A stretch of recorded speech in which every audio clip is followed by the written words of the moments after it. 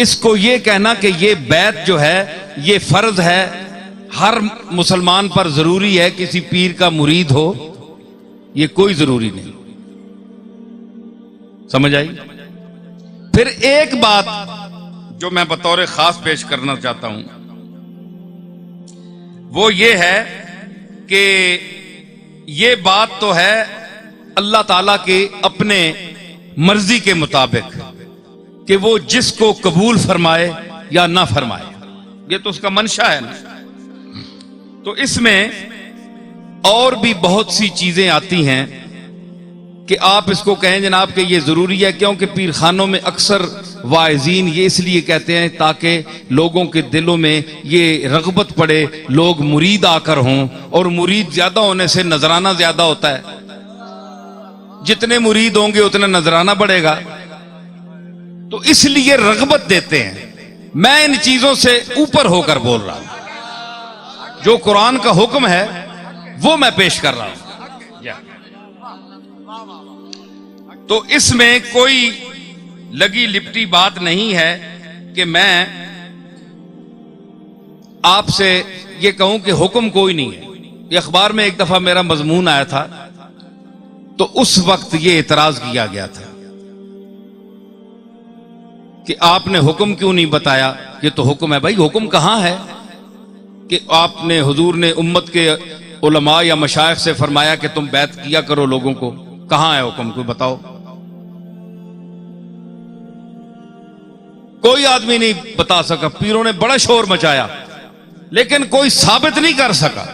हां ये बात है कि सलफ सालेहीन का ये तरीका था कि उन्होंने तकवा और तहारत पर, जिस तरह हुजूर ने इन चीजों पर औरतों से बैत ली और मुआहदे पर यानी सहाबा से कि जिहाद के लिए बैत रिजवान हुई, इसकी इत्तिबा में अगर कोई उनके पास हाजिर होता कि आप हमसे ज्यादा मुत्तकी हैं, तो वो उनको मुआहदा करते थे कि मेरे हाथ में हाथ देकर ये वादा करो कि तुम आज के बाद गुनाहों को छोड़ दोगे, ये करोगे वो करोगे, वो हुजूर के उसी इत्तिबा में।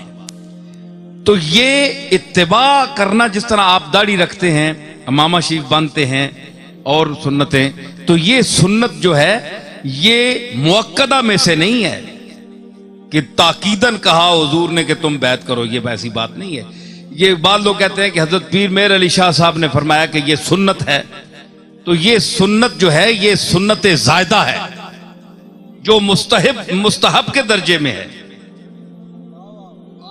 क्योंकि शाह अब्दुल हक मुहद्दिस देलवी ने मदारिजुन नबूवत की जिल्द अव्वल में ऐसे मसाइल लिखे हैं जो उन पर लफ्ज सुन्नत का बोला है लेकिन वो दर्जा इस्तेहबाब में है। तो मुस्तहब चीजों को भी सुन्नत के दर्जे में उन्होंने लिखा है।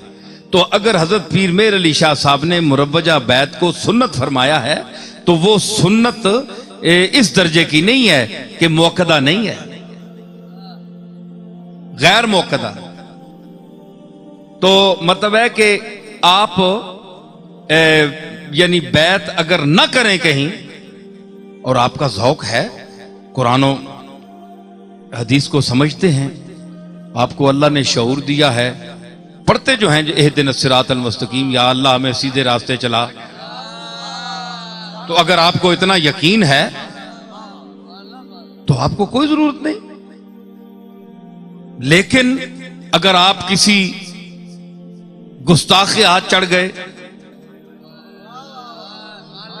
किसी ऐसे आदमी के हाथ चढ़ गए, आपकी दीनी तालीम है नहीं, दीन को आपने कभी देखा नहीं, अंग्रेजी तालीम आपने हासिल की और इसी पर फख्र भी करते हैं, पैदा हुए हैं मुसलमानों के घर, है जी। हम क्या कहें, अहबाब क्या कारे नुमाया कर गए, बीए किया नौकर हुई पेंशन मिली और मर गए, हैं जी। तो ये कोई बात तो ना हुई, समझ आई ना। तो ये चीज आप देखें कि आपने अगर उसके तकाजे आप पूरे कर सकते हैं, उसके तकाजे आप खुद पूरे कर सकते हैं, तो आपको किसी शेख की जरूरत नहीं है। तो बाद लोग कहते हैं जिसका कोई शेख नहीं उसका शेख शैतान है, यह भी गलत बात है, यह कोई हदीस नहीं है, यह गलत है, बड़ी मशहूर बात है, गलत है, हुजूर ने नहीं फरमाया।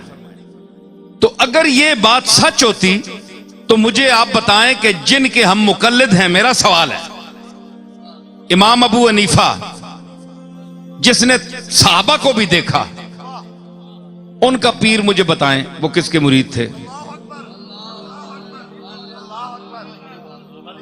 क्या इमाम अबू हनीफा किसी के मुरीद थे? इमाम शाफी किसी के मुरीद थे? इमाम मालिक, इमाम अहमद इब्न हंबल, इमाम मोहम्मद, इमाम जुफर,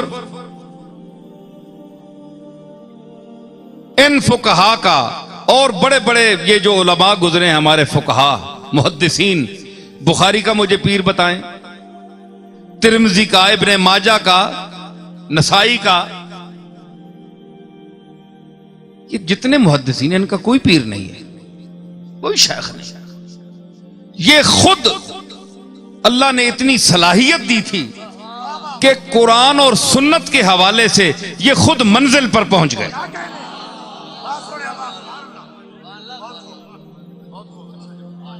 समझ आई?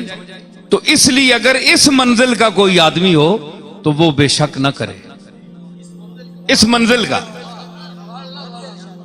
तो अगर इस बदअकीदगी के दौर में आपने बचना है और अपनी तालीम भी आपके पास नहीं है, तो फिर आपको गौर करना पड़ेगा कि कम से कम ऐसे आदमी के साथ आप ताल्लुक रखें, कायम करें, चाहे बैत ना करें, लेकिन दिल से उसके साथ अगर आप इरादत वाबस्ता कर दें और दिल ये फैसला कर दे कि आज से मेरा पीर फलां है, तो हाथ न भी दें आप मुरीद उसके हो गए।